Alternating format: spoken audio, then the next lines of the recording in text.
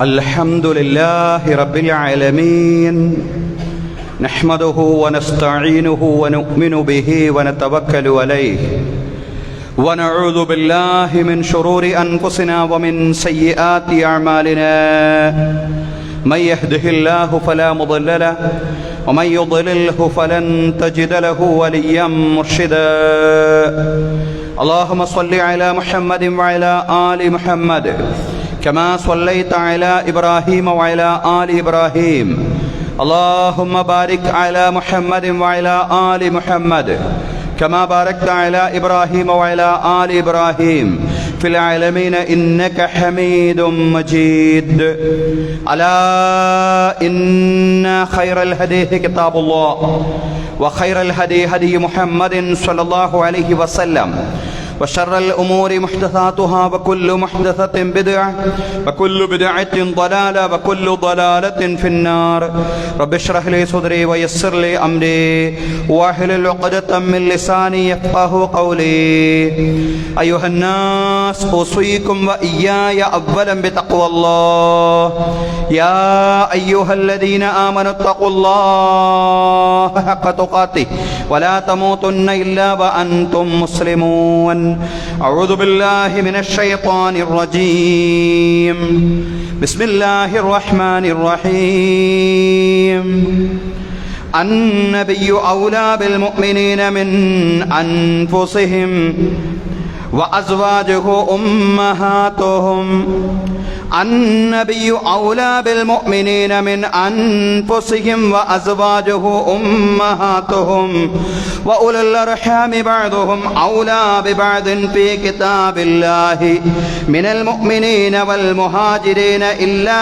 أن تفعلوا إلى أوليائكم معروفا كان ذلك في الكتاب مسطورا ബഹുമാന്യരായ സത്യവിശ്വാസികളെ, വിശ്വാസിനികളെ, ജീവിതത്തിലെ എല്ലാ മേഖലകളിലും അള്ളാഹുവിൻ്റെ വിധികളും വിലക്കുകളും പാലിച്ചുകൊണ്ട് അള്ളാഹുവെ സൂക്ഷിച്ചുകൊണ്ട് മുത്തഖീങ്ങളായി ജീവിക്കണമെന്ന് ആദ്യമായി എന്നോടും അനന്തരം നിങ്ങളോടും ഉപദേശിക്കുകയാണ്. എല്ലാവരോടുമായി തഖ്വ കൊണ്ട് വസിയ്യത്ത് ചെയ്യുകയാണ്. അല്ലാഹു തആല നമുക്കെല്ലാവർക്കും തഖ്വയും ഈമാനുമുള്ള ജീവിതം നൽകി അനുഗ്രഹിക്കുമാറാവട്ടെ. ബഹുമാന്യരായ സഹോദരങ്ങളെ, സഹോദരിമാരെ, നമുക്കേവർക്കും അറിയാവുന്നതുപോലെ സ്വഫർ മാസത്തിൽ നിന്നും റബീഉൽ അവ്വൽ മാസത്തിലേക്കാണ് നാം പ്രവേശിക്കാൻ പോകുന്നത്. മതപരമായോ ആചാരപരമായോ പ്രത്യേക മഹത്വമുള്ള മാസമല്ലെങ്കിലും ചരിത്രപരമായി വലിയ സ്ഥാനം റബീഉൽ അവ്വൽ മാസത്തിനുണ്ട് എന്നത് ലളിതമായി നമ്മളെല്ലാവരും മനസ്സിലാക്കിയ കാര്യമാണ്. ലോകത്തിൻ്റെ നായകൻ മുഹമ്മദ് നബി സല്ലല്ലാഹു അലൈഹി വസല്ലമയുടെ ജനനം, മരണം, പ്രവാചക ജീവിതത്തിലെ അതിപ്രധാനമായ ഒരുപാട് സംഭവങ്ങൾക്ക് സാക്ഷിയായ മാസം എന്നതാണ് റബീഉൽ അവ്വൽ മാസത്തിൻ്റെ ചരിത്ര പ്രാധാന്യം എന്ന് പറയുന്നത്. എന്നാൽ ഈ മാസത്തിൽ പ്രത്യേകമായ എന്തെങ്കിലും ആചാരമോ അനുഷ്ഠാനമോ നബി സല്ലല്ലാഹു അലൈഹി വസല്ലമയോ സ്വഹാബത്തോ പഠിപ്പിച്ചിട്ടോ മുൻമാതൃക കാണിച്ചു തന്നിട്ടോ ഇല്ല എന്ന നിലയിലാണ് മതപരമായ ശ്രേഷ്ഠതയുള്ള മാസമല്ല എന്ന് നമ്മൾ പറഞ്ഞത്. എന്നാൽ പോലും പ്രവാചക വ്യക്തിത്വത്തെ ഇടിച്ചു താഴ്ത്തപ്പെടുന്ന പുതിയ കാലത്ത് ഈ നവനാസ്തിക സംഘങ്ങളും എക്സ് മുസ്ലിങ്ങൾ എന്ന സ്വയംകൃത നാമം സ്വീകരിച്ചവരും അവരെ വംശീയ രാഷ്ട്രീയ ലക്ഷ്യങ്ങളോടെ പിന്തുണക്കുന്ന ആളുകളുമെല്ലാം പ്രവാചകന്റെ കുടുംബജീവിതത്തെയും യുദ്ധ സമീപനങ്ങളെയുമെല്ലാം ദുർവ്യാഖ്യാനിച്ചും തെറ്റിദ്ധരിപ്പിച്ചും കൊണ്ടിരിക്കുന്ന ഈ കാലത്ത്, ഈ പുതിയ കാലത്ത് പ്രവാചകൻ സ്വല്ലല്ലാഹു അലൈഹി വസല്ലമയുടെ പ്രകാശിക്കുന്ന വ്യക്തിത്വത്തെയും അതുപോലെ കുടുംബ, സാമൂഹിക, സാമ്പത്തിക, രാഷ്ട്രീയ ജീവിതത്തെയും ശരിയാവണ്ണം സമൂഹത്തെ പഠിപ്പിക്കാൻ റബീഉൽ അവ്വലിനെയും നമ്മൾ പ്രയോജനപ്പെടുത്തണം എന്നുള്ളതാണ്. അതിനാൽ തന്നെ പ്രവാചകൻ സ്വല്ലല്ലാഹു അലൈഹി വസല്ലമയുടെ വ്യക്തിത്വമാണ് ഇസ്ലാം എന്ന് നാം മനസ്സിലാക്കുകയും ആ അർത്ഥത്തിൽ ലോകത്തെ പ്രബോധിപ്പിക്കുകയും ചെയ്യണം. പ്രവാചക വ്യക്തിത്വത്തെ ഇടിച്ചു താഴ്ത്താൻ ശ്രമിക്കുന്ന ആളുകൾ യഥാർത്ഥത്തിൽ അതിലൂടെ ഇസ്ലാമിനെ തകർക്കാനാണ് ശ്രമിച്ചുകൊണ്ടിരിക്കുന്നത്. പ്രവാചക വ്യക്തിത്വത്തെ വികൃതമായി ചിത്രീകരിച്ച് ഇസ്ലാമിനെ തകർക്കാനാണ് ഇപ്പറയുന്ന നവനാസ്തിക സംഘങ്ങളടക്കം ഈ കാലഘട്ടത്തിൽ പ്രത്യേകിച്ചും ശ്രമിച്ചുകൊണ്ടിരിക്കുന്നത്. പ്രവാചകനോടുള്ള വെറുപ്പ് ഉൽപ്പാദിപ്പിക്കാനാണ് അവരുടെ പരിശ്രമം. ഇവിടെ പ്രവാചകൻ സല്ലല്ലാഹു അലൈഹി വസല്ലമയെയും അവിടുത്തെ ജീവിതത്തെയും കൂടുതൽ പഠിക്കുകയും അതുപോലെ സമൂഹത്തെ പഠിപ്പിക്കുകയും പ്രവാചക സന്ദേശങ്ങൾ സഗൗരവം ആളുകളിൽ പ്രചരിപ്പിക്കുകയും ചെയ്യാൻ റബീഉൽ അവ്വൽ ക്യാമ്പയിനുകളെ നമ്മൾ ഉപയോഗപ്പെടുത്തണം എന്നുള്ളതാണ്. അവർ പ്രവാചകനെ വെറുക്കുന്ന ഒരു സമൂഹത്തെ സൃഷ്ടിക്കാൻ ശ്രമിക്കുമ്പോൾ, ഇസ്ലാമിന്റെ പ്രതിയോഗികളും പ്രവാചക വിരുദ്ധരും പ്രവാചകനെ വെറുക്കുന്ന ഒരു സമൂഹത്തെ സൃഷ്ടിക്കാൻ ശ്രമിക്കുമ്പോൾ, നാം പ്രവാചകനെ സ്നേഹിക്കുന്ന ഒരു നവലോക ക്രമത്തിന്റെ നിർമ്മാതാക്കളാവാനാണ് പരിശ്രമിക്കേണ്ടത്. പ്രവാചകനെ സ്നേഹിക്കുന്ന ഒരു നവലോക ക്രമത്തെ പടുത്തുയർത്താൻ നമുക്ക് സാധ്യമാവേണ്ടതുണ്ട്. അതിനുവേണ്ടിയുള്ള ക്യാമ്പയിന്റെ കാലയളവാണ് റബീഉൽ അവ്വൽ കാലം എന്ന് പറയുന്നത്. എന്ന് പറഞ്ഞാൽ പ്രവാചകനെ പറയാൻ റബീഉൽ അവ്വൽ മാത്രം മതി എന്നുള്ള ധാരണയൊന്നും നമുക്കില്ല. പക്ഷേ പ്രവാചകനെ സംബന്ധിച്ച് കൂടുതൽ പറയാൻ റബീഉൽ അവ്വലിൽ എന്തുകൊണ്ടും നമുക്ക് സാധിക്കും എന്നുള്ളതാണ്. ആ ക്യാമ്പയിൻ നമ്മൾ ആരംഭിക്കേണ്ടത് നമ്മുടെ ജീവിതത്തിൽ നിന്നാണ്, നമ്മുടെ മനസ്സിൽ നിന്നാണ് ആ ക്യാമ്പയിൻ ആരംഭിക്കേണ്ടത്. കാരണം പ്രവാചക സ്നേഹമാണ് ഈ ക്യാമ്പയിന്റെ കാതൽ എന്ന് പറയുന്നത്.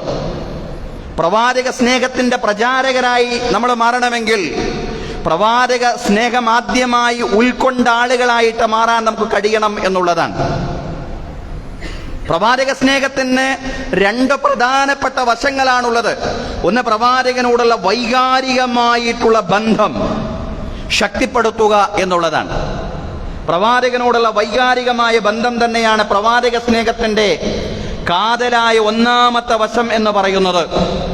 വിശുദ്ധ ഖുർആനിലെ സൂറ അൽ അഹ്സാബ് 6-ാം വചനമാണ് ഞാൻ തുടക്കത്തിൽ ഓതി വെച്ചത്. അല്ലാഹു പറയാണ്, അന്നബിയു ഔലാ ബിൽ മുഅ്മിനീന മിൻ അൻഫുസിഹിം. പ്രവാചകൻ ആരാണെന്ന് പരിചയപ്പെടുത്തുകയാണ്. പ്രവാചകൻ വിശ്വാസികൾക്ക് ആരാണ്?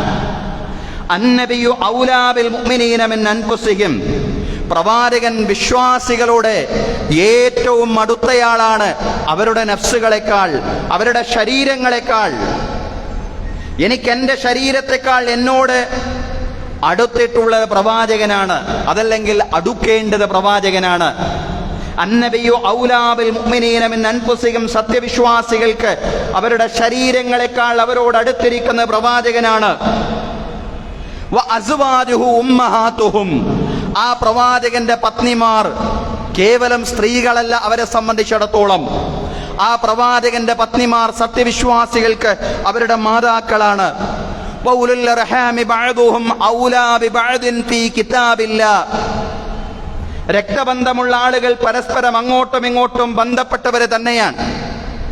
ഇസ്ലാമിന്റെ ആദ്യ കാലഘട്ടത്തിൽ ആദർശത്തിന്റെ അടിത്തറയിൽ അനന്തരമെടുക്കുക എന്നൊരു രീതി ഉണ്ടായിരുന്നു. ആ രീതിയെ തിരുത്തുന്ന വചനം കൂടിയാണിത്. അനന്തരാവകാശത്തിന്റെ അടിത്തറ കേവലം ആദർശം മാത്രമല്ല, ആദർശം പ്രധാനമാണ്, പക്ഷെ ആദർശത്തോടൊപ്പം തന്നെ രക്തബന്ധവും പ്രധാനമാണ്. അതിനാൽ രക്തബന്ധമുള്ള ആളുകൾ പരസ്പരം അങ്ങോട്ടും ഇങ്ങോട്ടും ബന്ധപ്പെട്ടവരാണ്. ഫീ കിതാബില്ല, അള്ളാഹുവിന്റെ ഗ്രന്ഥത്തിൽ തന്നെ, മിനൽ മുഅ്മിനീന വൽ മുഹാജിരീൻ.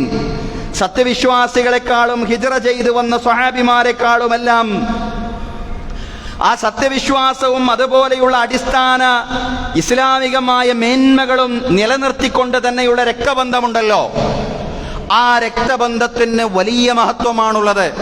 ആ രക്തബന്ധുക്കൾ പരസ്പരം അങ്ങോട്ടും ഇങ്ങോട്ടും ബന്ധപ്പെട്ട ആളുകളാണ്. ഇല്ലാ അൻ തഫഅലൂ ഇലാ ഔലിയാഇകും മഅറൂഫ. യഥാർത്ഥത്തിൽ അനന്തരാവകാശ നിയമത്തിന്റെ അടിത്തറ എന്ന് പറയുന്നത് ആദർശത്തോടൊപ്പം തന്നെ പരസ്പരമുള്ള രക്തബന്ധങ്ങളാണ്. എന്നാൽ പോലും അനന്തര സ്വത്ത് വീതം വെക്കുന്ന ആ ഒരു സമയത്ത് നിങ്ങളുടെ മിത്രങ്ങൾ, നിങ്ങളുടെ ആദർശ മിത്രങ്ങൾ, ദരിദ്രരായ ആളുകൾ പ്രത്യേകിച്ചും അവരോട് നിങ്ങൾ നല്ല നിലയിൽ വർത്തിക്കുകയാണെങ്കിൽ, അവർക്കെന്തെങ്കിലും നല്ല കാര്യങ്ങൾ നിങ്ങൾ ചെയ്തു കൊടുക്കുകയാണെങ്കിൽ, സാമ്പത്തികമായ സഹായം സ്വേച്ഛയോടുകൂടി നിങ്ങൾ ചെയ്തു കൊടുക്കുകയാണെങ്കിൽ അത് നല്ല കാര്യമാണ്. കാന ദാലിക ഫിൽ കിതാബി മസ്തൂറ. ഇതെല്ലാം തന്നെ അള്ളാഹുവിന്റെ ഗ്രന്ഥത്തിൽ രേഖപ്പെടുത്തപ്പെട്ട കാര്യങ്ങളാണ്. അപ്പൊ ഈ വചനം തുടങ്ങുന്നത് എങ്ങനെയാണ്? അന്നബിയു ഔലാ ബിൽ മുഅ്മിനീന മിൻ അൻഫുസിഹിം എന്ന് പറഞ്ഞുകൊണ്ടാണ്. പ്രവാചകൻ സല്ലല്ലാഹു അലൈഹി വസല്ലം സത്യവിശ്വാസികൾക്ക് അവരുടെ ശരീരങ്ങളെക്കാൾ ബന്ധപ്പെട്ടയാളാണ്. പ്രവാചകനോടുള്ള സത്യവിശ്വാസികളുടെ ബന്ധം എന്ന് പറയുന്നത് ഇതാണ്. ആ ഖുർആൻ വചനത്തെ വിശദീകരിച്ചുകൊണ്ട് റസൂലുള്ളാഹി സ്വല്ലല്ലാഹു അലൈഹി വസല്ലം പറഞ്ഞു, ലാ യുഅ്മിനു അഹദുക്കും ഹത്താ അകൂന അഹബ്ബ ഇലൈഹി മിൻ വാലിദിഹി വവലദിഹി വന്നാസി അജ്മഈൻ. നിങ്ങളിൽ ഒരാളും പൂർണ്ണ വിശ്വാസിയാവുന്നില്ല, ഞാൻ അയാൾക്ക് അയാളുടെ മാതാപിതാക്കളെക്കാളും മക്കളെക്കാളും മുഴുവൻ മനുഷ്യരെക്കാളും ഏറ്റവും പ്രിയങ്കരനാവുന്നത് വരെ നിങ്ങളിൽ ഒരാളും പൂർണ്ണ വിശ്വാസിയാവുന്നില്ലെന്ന് പ്രവാചകൻ സല്ലല്ലാഹു അലൈഹി വസല്ലം പറയാൻ. എല്ലാവരെക്കാളും പ്രവാചകൻ ഏറ്റവും അടുത്തയാളാവണം, സ്വന്തം ശരീരത്തെക്കാളും അടുത്തയാളാവണം. അത് ഖുർആൻ പറഞ്ഞതാണ്, പ്രവാചകനും പറഞ്ഞതാണ്. ഒരിക്കൽ ഉമർ റളിയല്ലാഹു അൻഹു പ്രവാചകൻ സല്ലല്ലാഹു അലൈഹി വസല്ലമയോട് പറയുന്നുണ്ട്, പ്രവാചകരെ, വല്ലാഹി ല അൻത അഹബ്ബു ഇലയ്യ മിൻ കുല്ലി ഷൈഇൻ ഇല്ലാ മിൻ നഫ്സി. പ്രവാചകരെ, താങ്കൾ എനിക്കെല്ലാറ്റിനേക്കാളും എല്ലാവരെക്കാളും പ്രിയങ്കരനാണ്, ഞാൻ ഒഴിച്ചുള്ള എല്ലാവരെക്കാളും എനിക്കിഷ്ടം അങ്ങയെയാണ്, ഞാൻ ഒഴിച്ചുള്ള എല്ലാവരെക്കാളും എനിക്കിഷ്ടം അങ്ങയാണെന്ന് ഉമർ റളിയല്ലാഹു അൻഹു പറഞ്ഞപ്പോൾ റസൂലുള്ളാഹി സ്വല്ലല്ലാഹു അലൈഹി വസല്ലം പറഞ്ഞു, ഉമറേ, നിന്നെക്കാളും നീ എന്നെ ഇഷ്ടപ്പെടുന്നത് വരെ നീ വിശ്വാസിയാവുന്നില്ല. ഉമർ റളിയല്ലാഹു അൻഹു തിരുത്തി പറഞ്ഞു, പ്രവാചകരെ, എനിക്ക് എന്നെക്കാളും ഇഷ്ടം അങ്ങയോട് തന്നെയാണ്. അൽ ആന യാ ഉമറു, ഇപ്പോഴാണ് ഉമറേ നിന്റെ വിശ്വാസം പൂർണ്ണമായിട്ടുള്ളത്. അള്ളാഹും റസൂലും സത്യവിശ്വാസികളെ സംബന്ധിച്ചിടത്തോളം അവരുടെ ശരീരങ്ങളെക്കാൾ കൂടുതൽ അവരോട് അടുത്തു നിൽക്കുന്ന, ബന്ധപ്പെട്ട് കിടക്കുന്ന അള്ളാഹും പ്രവാചകനുമാണ്. അന്നബിയു ഔലാ ബിൽ മുഅ്മിനീന മിൻ അൻഫുസിഹിം, അവരുടെ ശരീരങ്ങളെക്കാൾ അവരോട് ബന്ധപ്പെട്ട് കിടക്കുകയാണ്. ആ ഒരു ആത്മബന്ധം എന്ന് പറയുന്നത്, പ്രവാചകനോടുള്ള ആത്മബന്ധം എന്ന് പറയുന്നത് നമ്മുടെ ശരീരത്തെക്കാൾ, നമ്മുടെ ദേഹത്തെക്കാൾ, നമ്മുടെ സ്വേച്ഛയേക്കാൾ പ്രവാചകന്റെ നിർദ്ദേശങ്ങൾക്കാണ്, അള്ളാഹുവിന്റെ കൽപ്പനകൾക്കാണ് പ്രാധാന്യം. പ്രവാചകനോടുള്ള സ്നേഹം എന്ന് പറയുന്നത് അത് അള്ളാഹുവോടുള്ള സ്നേഹത്തിന്റെ ഭാഗമാണ്. അള്ളാഹുവോടുള്ള സ്നേഹം കഴിഞ്ഞാൽ പിന്നീട് വരുന്ന ഏറ്റവും വലിയ സ്നേഹം അത് പ്രവാചകനോടുള്ള സ്നേഹമാണ്. അതാണ് അന്നബിയു ഔലാ ബിൽ മുഅ്മിനീന മിൻ അൻഫുസിഹിം എന്ന് പറഞ്ഞതിന്റെ വിശദീകരണം എന്ന് പറയുന്നത്. പ്രവാചകനോടുള്ള വൈകാരികമായ അടുപ്പം, അതാണ് പ്രവാചക സ്നേഹത്തിലെ ഒന്നാമത്തെ വശം എന്ന് നമ്മൾ പറഞ്ഞു. ആ വൈകാരികമായ അടുപ്പത്തിന്റെ ഏറ്റവും വലിയ മാതൃക നമ്മൾ പഠിക്കുന്നത് സ്വഹാബത്തിൽ നിന്നാണ്. അൻസ്വാറുകളിൽപ്പെട്ട പ്രമുഖനായ സ്വഹാബി സൗബാൻ റളിയല്ലാഹു അൻഹു അസ്ഹാബ് സുഫയിൽപ്പെട്ട സഹാബിയാൻ എന്ന് പറഞ്ഞ പ്രവാചകന്റെ കൂടെ എപ്പോഴും മസ്ജിദുൻ നബവിയിൽ സഹവസിക്കുന്ന സ്വഹാബിമാരെയാണ് അസ്ഹാബ് സുഫ എന്നറിയപ്പെടുന്നത്. അസ്ഹാബ് സുഫയിൽപ്പെട്ട സൗബാൻ റളിയല്ലാഹു അൻഹു പ്രവാചകൻ സല്ലല്ലാഹു അലൈഹി വസല്ലമയുടെ കൂടെ പള്ളിയിലുണ്ടായിരുന്നു. കുറച്ചു നേരം കഴിഞ്ഞപ്പോ പള്ളിയിൽ നിന്ന് പ്രവാചകന്റെ വീട്ടിലേക്ക് പ്രവാചകൻ മടങ്ങി വന്നപ്പോൾ പ്രവാചകന്റെ പിന്നാലെ ധൃതി പിടിച്ച് വേഗത്തിൽ വന്നിരിക്കുകയാണ്. എന്നിട്ട് പ്രവാചകന്റെ അടുത്തിരുന്നു കൊണ്ട് പ്രവാചകന്റെ മുഖത്തോട് മുഖം നോക്കിക്കൊണ്ട് സൗബാൻ റളിയല്ലാഹു അൻഹു കരയുന്നൊരു രംഗമുണ്ട്. എന്തിനാണ് സൗബാൻ നീ കരയുന്നത്? സൗബാൻ റളിയല്ലാഹു അൻഹു വിശദീകരിച്ചു, പ്രവാചകരെ, ഈ ദുനിയാവിൽ അങ്ങയുടെ മുഖത്തോട് മുഖം നോക്കിയിരിക്കുക എന്ന് പറഞ്ഞാൽ അതെന്തെന്നില്ലാത്ത ആത്മനിർവൃതിയും കൺകുളിർമയുമാണ് എനിക്ക് ലഭിക്കുന്നത്. എന്ന് മാത്രമല്ല, ഓരോ സ്വഹാബിമാർക്കും അങ്ങയുടെ മുഖത്തോട് മുഖം നോക്കിയിരിക്കുക എന്ന് പറഞ്ഞാൽ എന്തെന്നില്ലാത്ത ആത്മനിർവൃതിയും കൺകുളിർമയുമാണ്. പക്ഷേ നമ്മളെല്ലാം ഈ ലോകത്തോട് വിട പറഞ്ഞാൽ, ഞങ്ങളിനി സ്വർഗത്തിൽ എത്തിപ്പെട്ടാൽ പോലും അങ്ങയുടെ ആ വലിയ മഹനീയമായ പദവിയിലൊന്നും ഞങ്ങൾക്ക് എത്തിപ്പെടാൻ സാധിക്കില്ലല്ലോ എന്നോർക്കുമ്പോഴാണ് സങ്കടം. അങ്ങയുടെ ഈ ദുനിയാവിൽ ഈ മസ്ജിദുൻ നബവിയിൽ സഹവസിക്കുന്നത് പോലെ എപ്പോഴും സഹവസിക്കാൻ ഇനി സാധിക്കില്ലല്ലോ, മരണപ്പെട്ടാൽ സാധിക്കില്ലല്ലോ എന്നോർക്കുമ്പോഴാണ് അങ്ങയുടെ സഹവാസം ഒരല്പനേരത്തേക്ക് പോലും ഇല്ലെന്ന് ഉള്ള ചിന്ത, ആ ഒരു ചിന്തയിൽ മുന്നോട്ട് പോകാൻ കഴിയുന്നില്ല. അതുകൊണ്ടാണ് പ്രവാചകരെ, അങ്ങ് പള്ളിയിൽ ഉണ്ടായപ്പോ, മസ്ജിദുൻ നബവിയിൽ ഉണ്ടായപ്പോ അങ്ങയുടെ മുഖം ഞാൻ കാണുകയായിരുന്നു. ഇനി അങ്ങയുടെ മുഖം കാണാതിരിക്കാൻ എനിക്ക് കഴിയുന്നില്ല. അതുകൊണ്ടാണ് ഞാൻ ഇങ്ങോട്ട് ധൃതിയിൽ വന്നത്. കരയുന്ന ഈ സ്വഹാബിയെ നോക്കി എന്ത് മറുപടി പറയണം? സൗബാനെ നോക്കി എന്ത് മറുപടി പറയണം? എന്ന് അറിയാതെ പ്രവാചകനും പ്രയാസപ്പെടുന്ന ഘട്ടത്തിലാണ് വിശുദ്ധ ഖുർആനിലെ സൂറത്തുൻ നിസായിലെ 69-ാം വചനം ഇറങ്ങുന്നത്. അല്ലാഹു പറയാണ്, വമയ്യുതഇല്ലാഹ വറസൂല ഫൗലൈക മഅല്ലദീന അൻഅമല്ലാഹു അലൈഹിം മിനൻ നബിയ്യീന വസ്സുദ്ദീഖീന വശുഹദാഇ വസ്സാലിഹീൻ വഹസുന ഉലൈക റഫീഖാ. ആരെങ്കിലും അല്ലാഹുവിനെയും പ്രവാചകനെയും അനുസരിച്ചാൽ ഫൗലൈക മഅല്ലദീന അൻഅമല്ലാഹു അലൈഹിം, അവർക്ക് പ്രവാചകന്റെ സൗഹൃദം ലഭിക്കില്ല, പ്രവാചകന്റെ കൂട്ടുകെട്ട് മരണാനന്തരം ലഭിക്കില്ല എന്നോർത്തുകൊണ്ട് അവർ വ്യസനിക്കേണ്ടതില്ല. ഫൗലൈക മഅല്ലദീന അൻഅമല്ലാഹു അലൈഹിം, അല്ലാഹു അനുഗ്രഹിച്ചവരുടെ കൂടെ തന്നെയാണ് അല്ലാഹുവിനെയും റസൂലിനെയും അനുസരിച്ച് ജീവിക്കുന്ന ആളുകളെ നാളെ പരലോകത്ത് ഒരുമിച്ച് കൂട്ടുക. മിനൻ നബിയ്യീന വസ്സുദ്ദീഖീന വശുഹദാഇ വസ്സാലിഹീൻ, പ്രവാചകന്മാരാൽ അതുപോലെ തന്നെ ഖുലഫാഉ റാഷിദുകളാൽ രക്തസാക്ഷികളാൽ സജ്ജനങ്ങളാൽ അല്ലാഹു അനുഗ്രഹിച്ചവരുണ്ടല്ലോ, അവരുടെ കൂടെ തന്നെയായിരിക്കും മരണാനന്തര ജീവിതത്തിൽ അല്ലാഹുവിനെയും റസൂലിനെയും സ്നേഹിച്ച് അനുസരിച്ച് ജീവിക്കുന്ന ആളുകൾ ഒരുമിച്ച് കൂട്ടപ്പെടുക. വഹസുന ഉലൈക റഫീഖാ, ആ സൗഹൃദം എത്ര നല്ല സൗഹൃദമാണ്, ആ കൂട്ടുകെട്ട് എത്ര നല്ല കൂട്ടുകെട്ടാണ്. സൗബാൻ റളിയല്ലാഹു അൻഹു അടക്കമുള്ള സ്വഹാബിമാർ ആശ്വസിപ്പിച്ചുകൊണ്ട് പറയാണ്, പ്രവാചകന്റെ കൂടെ നിങ്ങൾ നാളെ പരലോകത്തുണ്ടാവും, അല്ലാഹുവിനെയും റസൂലിനെയും അനുസരിച്ച് ജീവിച്ചാൽ മതി. ഖുബൈബ് റളിയല്ലാഹു അൻഹുവിനെ വധിക്കാൻ കൊണ്ടുപോകുന്ന ഘട്ടത്തിൽ മക്കയിലെ ബഹുദൈവ വിശ്വാസികളെ ചോദിക്കുന്ന ഒരു ചോദ്യമുണ്ട്. അല്ല ഖുബൈബ്, നീ നിന്റെ വീട്ടിൽ സുഖമായിട്ട് വിശ്രമിക്കുകയാണ്, നിന്നെ ഞങ്ങൾ വെറുതെ വിടാം, നിനക്ക് നിന്റെ വീട്ടിലേക്ക് പോവാം, നിന്റെ സ്ഥാനത്ത് മുഹമ്മദിനെ ഞങ്ങൾക്ക് വധിക്കാൻ നീ തന്നെ തീരുമാനിക്കുകയാണെങ്കിൽ, മുഹമ്മദിനെ വധിക്കാനുള്ള ഒരു അവസരം നൽകുകയാണെങ്കിൽ, നിന്റെ നേതാവായ മുഹമ്മദിനെ തന്നാൽ നിന്നെ ഞാൻ വെറുതെ വിടാം എന്ന്, നിന്നെ ഞങ്ങൾ വെറുതെ വിടാം എന്ന് ഖുബൈബ് റളിയല്ലാഹു അൻഹുവിനോട് ഖുറൈശികൾ പറയുന്ന രംഗമുണ്ട്. ഈ ഘട്ടത്തിൽ ഖുബൈബ് റളിയല്ലാഹു അൻഹു പറയാണ്, പ്രവാചക സ്നേഹത്തിന്റെ അടയാളപ്പെടുത്തലുകളായിരുന്നു അവരുടെ ഓരോരുത്തരുടെയും വാക്കുകളിൽ നമുക്ക് ബോധ്യമാവും.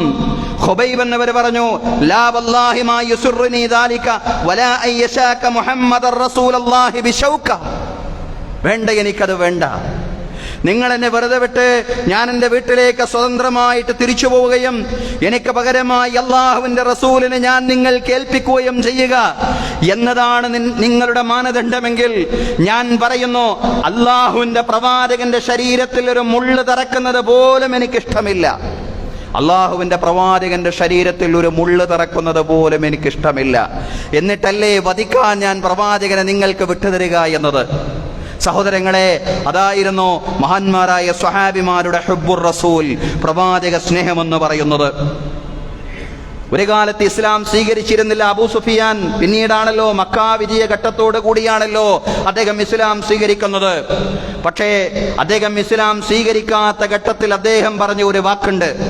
അതായത് പ്രവാചക ശിഷ്യന്മാരുടെ പ്രവാചക സ്നേഹത്തെ പ്രകീർത്തിച്ചുകൊണ്ട് അദ്ദേഹം പറഞ്ഞു, മാ റഅയ്തു അഹദൻ യുഹിബ്ബു അഹദൻ കഹുബ്ബി അസ്ഹാബി മുഹമ്മദിൻ മുഹമ്മദാ, മുഹമ്മദിന്റെ അനുയായികൾ മുഹമ്മദിനെ സ്നേഹിക്കുന്നത് പോലെ ലോകത്തൊരു മനുഷ്യനും വേറൊരു മനുഷ്യനെ സ്നേഹിക്കുന്നത് ഞാൻ കണ്ടിട്ടില്ല.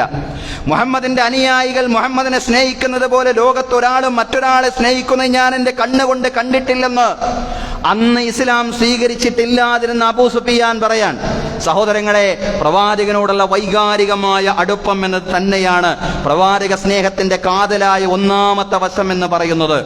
അതെങ്ങനെ ഈ കാലഘട്ടത്തിൽ പ്രവാചക വിയോഗത്തിന് ശേഷം നമുക്ക് പ്രകടിപ്പിക്കാൻ കഴിയും? പ്രവാചക വിയോഗത്തിന് ശേഷം എങ്ങനെ ആ ഒരു സ്നേഹം നമുക്ക് പ്രകടിപ്പിക്കാൻ കഴിയും? സ്വലാത്ത് സലാമുകൾ ധാരാളമായിട്ട് പ്രവാചകന്റെ പേരിൽ വർദ്ധിപ്പിക്കുക എന്നുള്ളതാണ്. പ്രവാചകന് വേണ്ടി ധാരാളം പ്രാർത്ഥനകൾ, അതാണ് സ്വലാത്ത്. അള്ളാഹുവോടുള്ള പ്രാർത്ഥനയാണ്, അതല്ലാതെ പ്രവാചകനോടുള്ള പ്രാർത്ഥനയല്ല. അല്ലാഹുമ്മ സ്വല്ലി അലാ മുഹമ്മദ് എന്ന് പറയുമ്പോ അത് അള്ളാഹുവോടുള്ള പ്രാർത്ഥനയാണ്. അല്ലാഹുവേ, മുഹമ്മദ് നബിക്ക് നീ ഗുണം ചെയ്യണേ എന്നുള്ള പ്രാർത്ഥന. അല്ലാഹുമ്മ സല്ലിം അലാ മുഹമ്മദ്, അല്ലാഹുവേ മുഹമ്മദ് നബിക്ക് നീ രക്ഷയേകണേ എന്നുള്ള പ്രാർത്ഥന. ആ പ്രാർത്ഥനകളാണ് പ്രവാചകന്റെ വിയോഗശേഷം പ്രവാചകനോടുള്ള വൈകാരികമായ ബന്ധം നിലനിർത്താനുള്ള വഴിയെന്ന് പറയുന്നത്. പ്രവാചക പ്രകീർത്തനങ്ങൾ അത് ഏത് രീതിയിലുമാവാം, പക്ഷേ അതൊരിക്കലും തന്നെ പ്രവാചകനോടുള്ള പ്രാർത്ഥനയായിട്ട് മാറാൻ പാടില്ല. പ്രവാചകന് വേണ്ടിയുള്ള പ്രാർത്ഥനയാവണം. ചിലപ്പോഴെങ്കിലും മൗലിദുകൾ എന്ന് പറഞ്ഞുകൊണ്ട് പ്രവാചകനോട് പ്രാർത്ഥിക്കുന്ന ഒരു രീതിയുണ്ട്. അത് ശരിയായ സമീപനമല്ല. ശരിയായ സമീപനമല്ല എന്നല്ല, ഒട്ടും ശരിയായ സമീപനമല്ല. കാരണം തൗഹീദിന് നിരക്കാത്ത പ്രവർത്തനങ്ങൾ പ്രവാചക പ്രകീർത്തനത്തിന്റെ പേരിലാണെങ്കിലും വിശ്വാസിയിൽ നിന്നുണ്ടാവാൻ പാടില്ല എന്നുള്ളതാണ്. ഇർതകബതു അലൽ ഖത ഗൈറ ഹസ്രിൻ വഅദദ് ലക അഷ്കു ഫീഹി യാ സയ്യിദി ഖൈറൻ നബി എന്നതുപോലുള്ള ഈരടികൾ തീർച്ചയായിട്ടും അത് തൗഹീദിന്റെ ചൈതന്യത്തിന് നിരക്കുന്ന വാക്കുകളല്ല. ഇർതകബതു അലൽ ഖത, ഞാൻ പിഴവുകൾ എന്നിൽ ഒരുപാട് സംഭവിച്ചു പോയി പ്രവാചകനോട് പറയാം. ഗൈറ ഹസ്രിൻ വഅദദ്, എണ്ണമില്ലാതെ കണക്കില്ലാതെ പിഴവുകൾ തെറ്റുകൾ എന്നിൽ സംഭവിച്ചു പോയി. ലക അഷ്കു ഫീഹി യാ സയ്യിദി ഖൈറൻ നബി, അല്ലാഹുവിന്റെ പ്രവാചകരോട് പറയാണ്, പ്രവാചകരെ ഞാനിതാ അങ്ങയോട് പരാതിപ്പെടുന്നു. അങ്ങനെ തെറ്റുകൾ ചെയ്താൽ പ്രവാചകനോട് പരാതിപ്പെടാനല്ല ഖുർആൻ പഠിപ്പിച്ചിട്ടുള്ളത്, മറിച്ച് അല്ലാഹുവോട് പാപമോചനത്തിന് വേണ്ടി പ്രാർത്ഥിക്കാനാണ്. പാപം പൊറുക്കുന്നവൻ അല്ലാഹു അല്ലാതെ മറ്റാരാണ് എന്നാണ് ഖുർആന്റെ ചോദ്യം. അതുകൊണ്ട് ഖുർആൻ മുന്നോട്ട് വെക്കുന്ന തൗഹീദിന്റെ ചൈതന്യത്തിന് നിരക്കാത്ത ഈരടികൾ പ്രവാചക പ്രകീർത്തനത്തിന്റെ പേരിൽ ഉണ്ടാവാൻ പാടില്ല എന്നുള്ളതാണ്. ഫഅഗ്സ്നി വഅജിർനി മറ്റൊരു വാക്കാണ്, അതല്ലെങ്കിൽ മറ്റൊരു വരിയാണ് മൗലിദുകളിലുള്ള ഒരു വരി. ഫഅഗ്സ്നി വഅജിർനി, പ്രവാചകരെ എന്നെ സഹായിക്കണമേ, എനിക്ക് അഭയം നൽകണമേ. യാ മുജീർ മിനസ് സഈർ, കത്തിയാളുന്ന നരകത്തിൽ നിന്ന് കാവൽ നൽകുന്ന നബിയെ, പ്രവാചകരെ.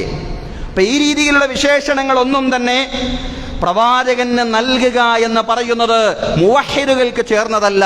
യഥാർത്ഥ തൗഹീദിൽ വിശ്വസിക്കുന്ന ആളുകളെ സംബന്ധിച്ചിടത്തോളം ആ തൗഹീദിന്റെ ചൈതന്യത്തിന് ചേർന്ന വാക്കുകളും പ്രവർത്തികളും അതേ പ്രവാചക പ്രകീർത്തനത്തിന്റെ ഭാഗമായിട്ട് ഉണ്ടാവാൻ പാടുള്ളൂ എന്നുള്ളതാണ് സഹോദരങ്ങളെ.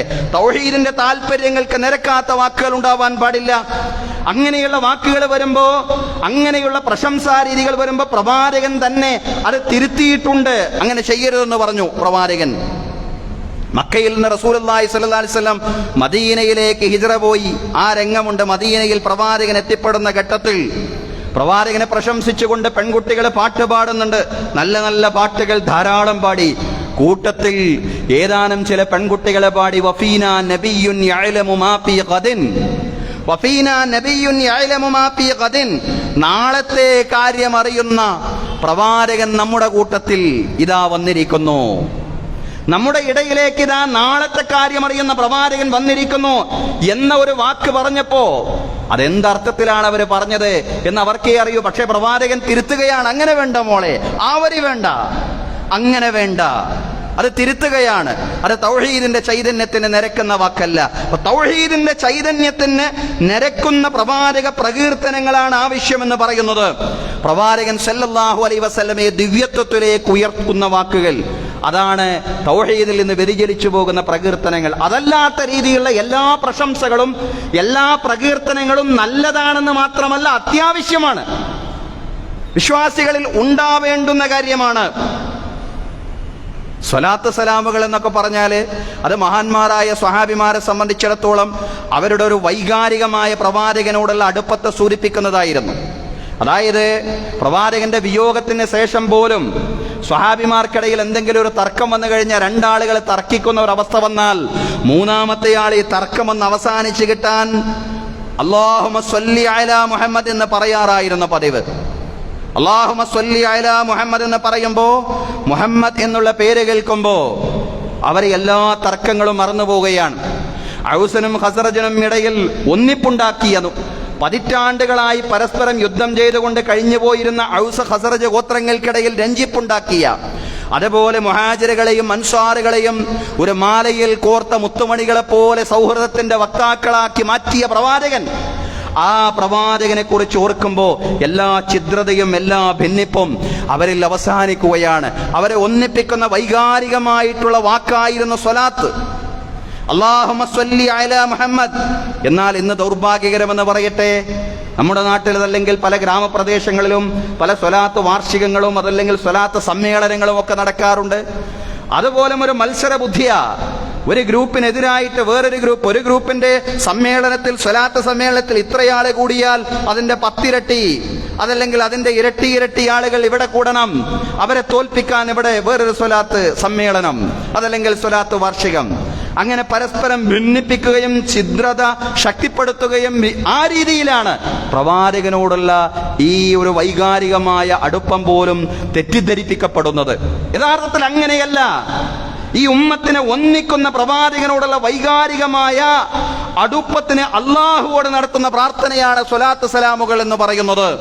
ആ അർത്ഥത്തിൽ തന്നെ അതിനെ കാണുവാനും ആ അർത്ഥത്തിൽ തന്നെ അതിനെ ഉൾക്കൊള്ളുവാനും നമുക്ക് സാധിക്കണം എന്നുള്ളതാണ്. അപ്പൊ പ്രവാചക സ്നേഹത്തിന്റെ ഒന്നാമത്തെ വശം പ്രവാചകനോടുള്ള വൈകാരികമായ അടുപ്പം ശക്തിപ്പെടുത്തുക എന്നുള്ളതാണ്. എങ്കിൽ രണ്ടാമത്തെ വശം പ്രവാചക മാതൃകകളെ ജീവിതത്തിന്റെ മുഴുമേഖലയിലും പിന്തുടരുക എന്നുള്ളതാണ്. അതാണ് പ്രവാചക സ്നേഹത്തിന്റെ കാതലായ രണ്ടാമത്തെ വശം എന്ന് പറയുന്നത്. അതാണ് വിശുദ്ധ ഖുർആനിൽ അല്ലാഹു പറയുന്നത്, ലഖദ് കാന ലക്കും ഫീ റസൂലില്ലാഹി ഉസ്വത്തുൻ ഹസനത്തുൻ ലിമൻ കാന യർജുല്ലാഹ വൽ യൗമൽ ആഖിറ വദക്കറല്ലാഹ കതീറാ. നിശ്ചയം നിങ്ങൾക്ക് അല്ലാഹുവിന്റെ ദൂതനിൽ ഏറ്റവും നല്ല മാതൃകയാണുള്ളത്. അല്ലാഹുവിൽ വിശ്വസിക്കുന്ന, പരലോകത്തിൽ വിശ്വസിക്കുന്ന, അല്ലാഹുവെ ധാരാളമായിട്ട് സ്മരിക്കുന്ന ആളുകൾക്ക് അല്ലാഹുവിന്റെ ദൂതനിൽ ഏറ്റവും നല്ല മാതൃകയാണുള്ളത്. ഖുർആൻ പറയാണ് ഏറ്റവും നല്ല മാതൃക. ആ മാതൃകയെ പിന്തുടരുക എന്നുള്ളതാണ്. അതിന്റെ പൂർണ്ണാർത്ഥത്തിൽ തന്നെ പിന്തുടരുക. അതാണ് പ്രവാചക സ്നേഹത്തിന്റെ കാതലായ രണ്ടാമത്തെ വശം. മൻ അഹബ്ബ സുന്നത്തി ഫഖദ് അഹബ്ബനി വമൻ അഹബ്ബനി ഫഇന്നഹു മഈ ഫിൽ ജന്നഹ്. ആരെങ്കിലും എന്റെ ചര്യയെ പിന്തുടർന്നാൽ നിശ്ചയം അയാൾ എന്നെ പിന്തുടർന്നു. ആരെങ്കിലും എന്നെ പിന്തുടർന്നാൽ നിശ്ചയം അയാൾ നാളെ സ്വർഗത്തിൽ എന്റെ കൂടെ ഉണ്ടാവും. ആരെങ്കിലും എന്റെ സുന്നത്തിനെ, എന്റെ മാതൃകയെ, അതിനെ പൂർണ്ണാർത്ഥത്തിൽ പിന്തുടർന്നാൽ അയാൾ എന്നെ സ്നേഹിച്ചു, അയാളാണ് എന്നെ സ്നേഹിച്ചയാൾ. ആരെങ്കിലും എന്നെ സ്നേഹിച്ചാൽ നിശ്ചയം നാളെ എന്റെ കൂടെ അയാൾ സ്വർഗത്തിലുണ്ടാവും.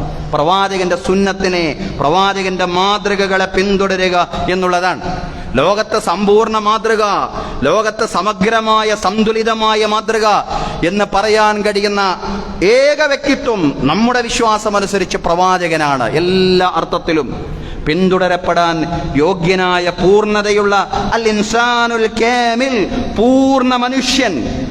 അതാണ് പ്രവാചകന്റെ വ്യക്തിത്വത്തിന്റെ സവിശേഷത എന്ന് പറയുന്നത്. ലോകത്തെ മാതൃകകൾ ഒരുപാട് കഴിഞ്ഞു പോയിട്ടുണ്ട്. മഹാത്മാഗാന്ധി വലിയ മാതൃകയാണ്. നമ്മുടെ രാജ്യത്തെ സംബന്ധിച്ചിടത്തോളം, വിശേഷിച്ചും ഈ രാജ്യത്തിനെന്ന് ലോകത്തിന് വലിയ മാതൃക കാണിച്ചു കൊടുത്ത മഹാമനുഷ്യയാണ് ഗാന്ധിജി, സംശയമില്ല.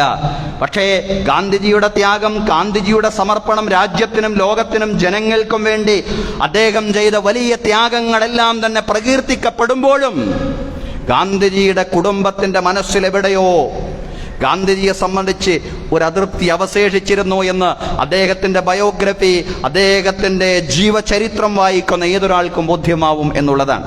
അതൊരു പക്ഷേ അദ്ദേഹം സാമൂഹിക ജീവിതത്തിൽ കൂടുതൽ സമയം ചെലവഴിച്ചപ്പോ, അതിൽ കൂടുതൽ സമർപ്പിച്ചപ്പോ ഒരു അസന്തുലിതത്വം ചെറിയ രീതിയിലെങ്കിലും അവിടെ പ്രകടമായതാണ്. അങ്ങനെയാണ് ഓരോ വലിയ വലിയ വ്യക്തിത്വങ്ങളും എന്ന് പറയുന്നത്. ലിയോ ടോൾസ്റ്റോയ് വലിയൊരു സാഹിത്യകാരനായിരുന്നു. പക്ഷേ അദ്ദേഹത്തിന്റെ ലൈംഗിക ജീവിതം ഏറ്റവും വലിയ പരാജയമായിരുന്നു എന്ന് അദ്ദേഹത്തെ സംബന്ധിച്ച് പറയുന്നുണ്ട്. ലൈംഗിക രാക്ഷസൻ എന്ന് വരെ അദ്ദേഹത്തെ സംബന്ധിച്ച് പലരും വിശേഷിപ്പിച്ചിട്ടുണ്ട്. അങ്ങനെയാണല്ലോ എന്നും പലരും. ഇന്നത്തെ വാർത്താ മാധ്യമങ്ങളിൽ പോലും പല ആളുകളും പരാജയപ്പെടുന്ന ഒരു മേഖലയാണ്. ജീവിതത്തിൽ ഉയർന്നു വരാൻ ഒരുപാട് അവസരങ്ങൾ ഉണ്ടാവുമ്പോഴും അത്തരം അവസരങ്ങളെയെല്ലാം പല ഘട്ടങ്ങളിലും ആളുകൾക്ക് നഷ്ടപ്പെട്ടു പോകുന്നത്, അതല്ലെങ്കിൽ നഷ്ടപ്പെടുത്തേണ്ടി വരുന്നത് ലൈംഗിക ജീവിതത്തിലുള്ള പരാജയം കൊണ്ടാണ്. മനുഷ്യന്റെ വ്യക്തിത്വങ്ങൾ അങ്ങനെയാണ്. പല രീതിയിലുള്ള അപജയങ്ങളും പല വ്യക്തിത്വങ്ങളിലും നമുക്ക് കാണാൻ കഴിയും എന്നുള്ളതാണ്. വലിയ മനഃശാസ്ത്രജ്ഞനായിരുന്നു ഫ്രോയിഡിനെ സംബന്ധിച്ച് പറയുന്നത് അദ്ദേഹത്തിന്റെ മനഃശാസ്ത്ര തത്വങ്ങളൊന്നും അദ്ദേഹത്തിന്റെ വീട്ടിൽ വിജയിക്കാറുണ്ടായിരുന്നില്ല എന്നുള്ളതാണ്. ഇവിടെ ആ പ്രവാചകൻ സല്ലല്ലാഹു അലൈഹി വസല്ലമയെ പ്രത്യേകമായിട്ട് നമ്മൾ പഠിക്കേണ്ടത്.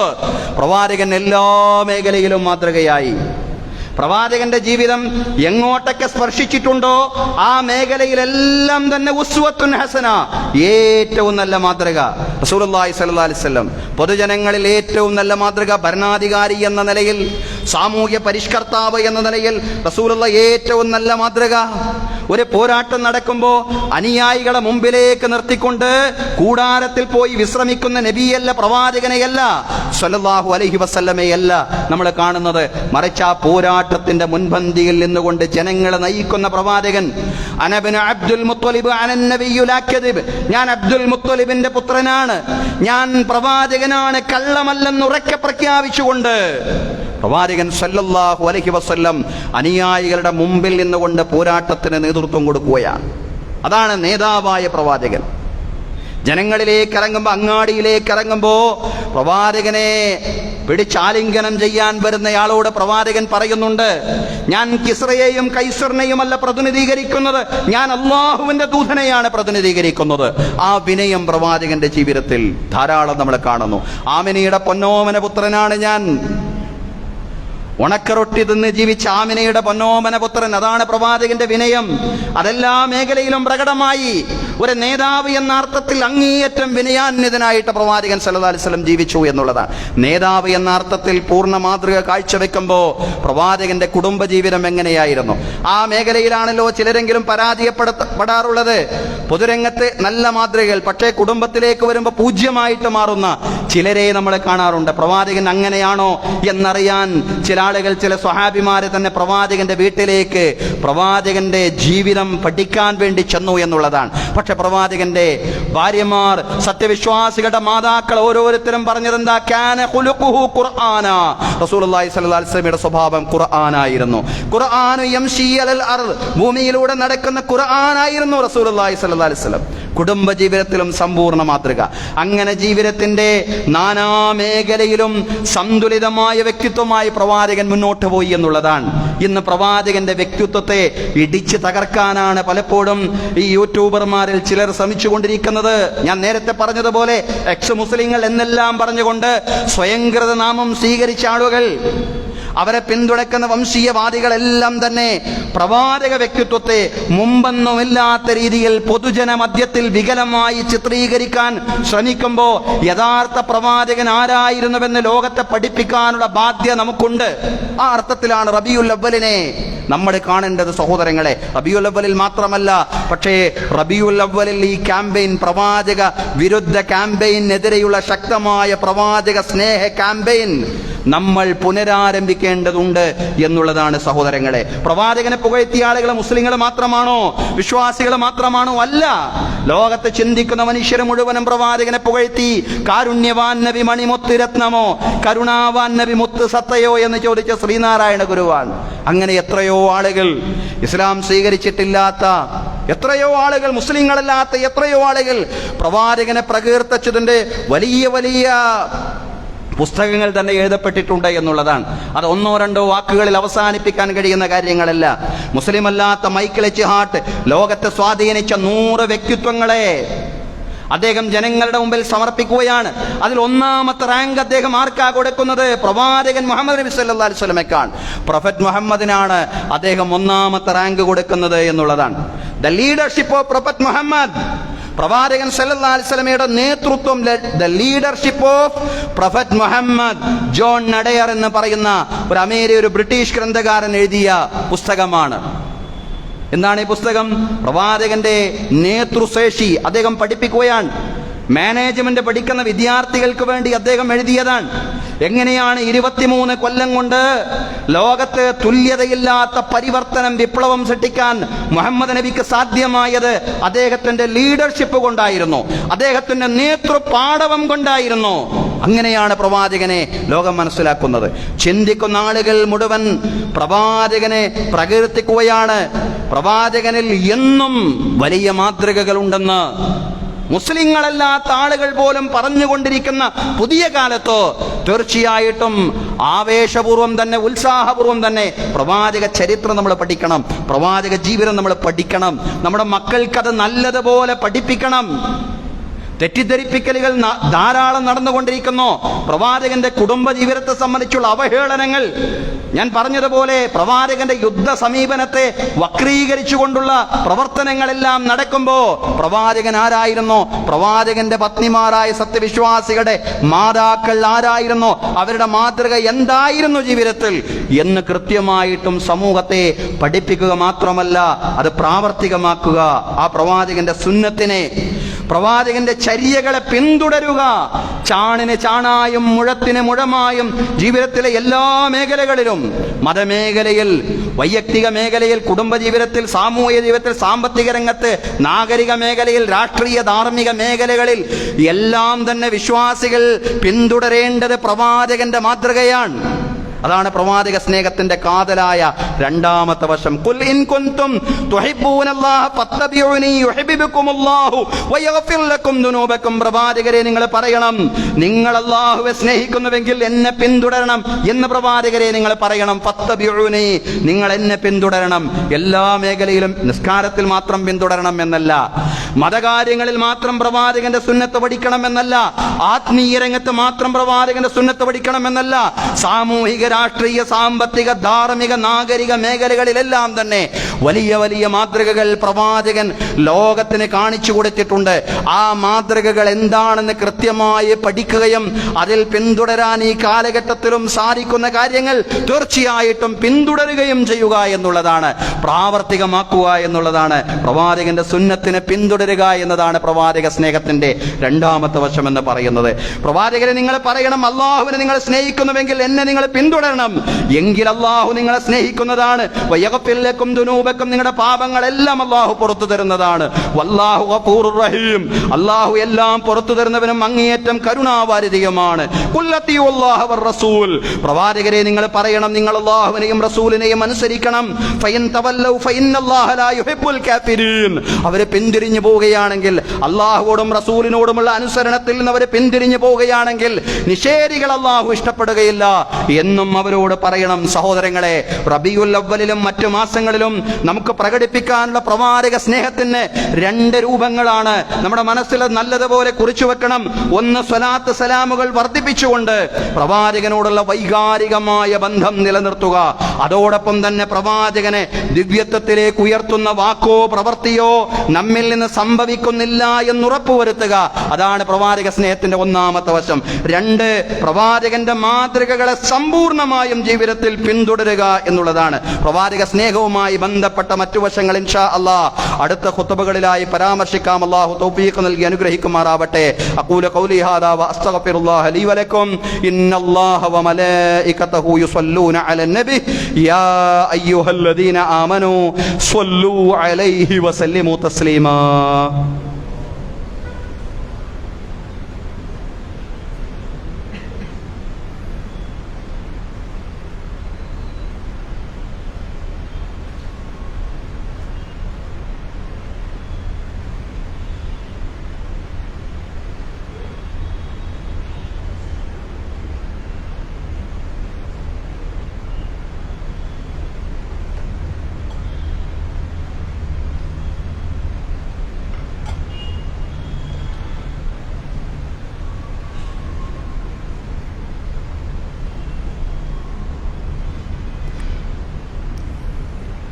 അൽഹംദുലില്ലാഹി റബ്ബിൽ ആലമീൻ വസ്സലാത്തു വസ്സലാമു അലാ റസൂലിൽ അമീൻ മുഹമ്മദിൻ വഅലാ ആലിഹി വസ്വഹ്ബിഹി അജ്മഈൻ. അയ്യുഹന്നാസ് ഉസീകും വഇയ്യായ സാനിയം ബിതഖ്വല്ലാഹ്. أعوذ بالله من الشيطان الرجيم. بسم الله الرحمن الرحيم. يا أيها الذين آمنوا اتقوا الله حق تقاته ولا تموتن إلا وأنتم مسلمون.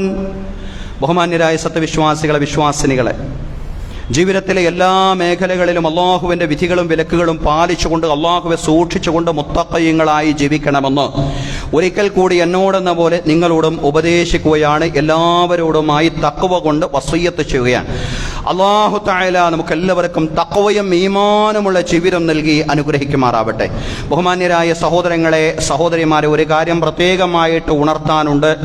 അതായത് എല്ലാ വർഷങ്ങളിലും മീലാദ് പ്രഭാഷണ പരമ്പര നമ്മുടെ മഹല്ലിൽ നടക്കാറുണ്ട്. ഇൻഷാ അല്ലാഹ് ഈ വർഷവും മീലാദ് പ്രഭാഷണ പരമ്പരയുണ്ടാകും. ഈ മാസം, അതായത് ആഗസ്റ്റ് മാസം 26 ചൊവ്വാഴ്ച മഗ്‌രിബിന് ശേഷം മുതലാണ് ആരംഭിക്കുന്നത്. നമ്മുടെ മീലാദ് പ്രഭാഷണം ആരംഭിക്കുന്ന ഈ ആഗസ്റ്റ് മാസം 26 ചൊവ്വാഴ്ച മഗ്‌രിബിന് ശേഷം മുതലാണ്. അതുകൊണ്ട് എല്ലാ ആളുകളും ഉത്സാഹപൂർവ്വം തന്നെ എത്തിപ്പെടണം. ഇത് പ്രവാചകൻ സല്ലല്ലാഹു അലൈഹി വസല്ലമയെ, പ്രവാചകന്റെ ജീവിതം കൃത്യമായിട്ട് ആളുകൾക്ക് പഠിക്കാനും പ്രവാചക സന്ദേശങ്ങളെ പ്രചരിപ്പിക്കാനുമൊക്കെയുള്ള ഒരു പ്രചോദനം എന്ന നിലയിലാണ് നമ്മുടെ മീലാദ് പ്രഭാഷണ പരമ്പര അറേഞ്ച് ചെയ്തിട്ടുള്ളത്, സംവിധാനിച്ചിട്ടുള്ളത്. കേരളത്തിലെ പ്രഗത്ഭരായ പ്രഭാഷകരെ മുൻനിർത്തിക്കൊണ്ട് അവർ നേതൃത്വം കൊടുക്കുന്ന പ്രഭാഷണങ്ങളാണ് നമ്മുടെ പ്രഭാഷണ പരമ്പരയിൽ ഉണ്ടാവുക. അതുകൊണ്ട് എല്ലാവരും നമ്മുടെ ഓണത്തിന്റെ തിരക്കെല്ലാം തന്നെ നഗരത്തിലുണ്ട്. ആ ഒരു സമയത്ത് കൂടിയാണ് ഈ മീലാദും കൂടി അതല്ലെങ്കിൽ നമ്മുടെ ഈ പ്രഭാഷണ സംവിധാനം കൂടി ഒത്തുചേരുന്നത്. ഏതായാലും ഈ ഒരു സമയത്ത് ഇതാണ് യഥാർത്ഥത്തിൽ നമ്മൾ ഏറ്റവും കൂടുതൽ പ്രാധാന്യം കൊടുക്കേണ്ടുന്ന, പ്രിഫറൻസ് നൽകേണ്ടുന്ന വിഷയം എന്ന അർത്ഥത്തിൽ എല്ലാവരും മീലാദ് പ്രഭാഷണ പരമ്പരയിൽ സജീവമായി പങ്കാളിത്തം വഹിക്കണമെന്ന് പ്രത്യേകമായിട്ട് ഉണർത്തുകയാണ്. അല്ലാഹു തആല നമ്മുടെ എല്ലാ സംരംഭങ്ങളെയും നമ്മുടെ എല്ലാ പരിപാടികളെയും അല്ലാഹു തആല വിജയിപ്പിക്കുമാറാവട്ടെ. അല്ലാഹു നമ്മെ ഇവിടെ ഒരുമിച്ച് കൂട്ടിയതുപോലെ നാളെ അവന്റെ നിരവധി അനുഗ്രഹങ്ങൾ നിറഞ്ഞ ജന്നാത്തുൽ ഫിർദൗസിലും ഒരുമിച്ച് കൂട്ടുമാറാവട്ടെ. അല്ലാഹു നമ്മുടെ എല്ലാ പ്രവർത്തനങ്ങളും അവന്റെ പ്രീതിയിലും പൊരുത്തത്തിലുമാക്കി തീർക്കുമാറാവട്ടെ. നമ്മിൽ നിന്ന് മരണപ്പെട്ടു പോയ നമ്മുടെ മാതാപിതാക്കൾ, ബന്ധുമിത്രാദികൾ, അയൽവാസികൾ എല്ലാവർക്കും അല്ലാഹു മഗ്ഫിറത്തും റഹ്മത്തും പ്രദാനം ചെയ്യുമാറാവട്ടെ.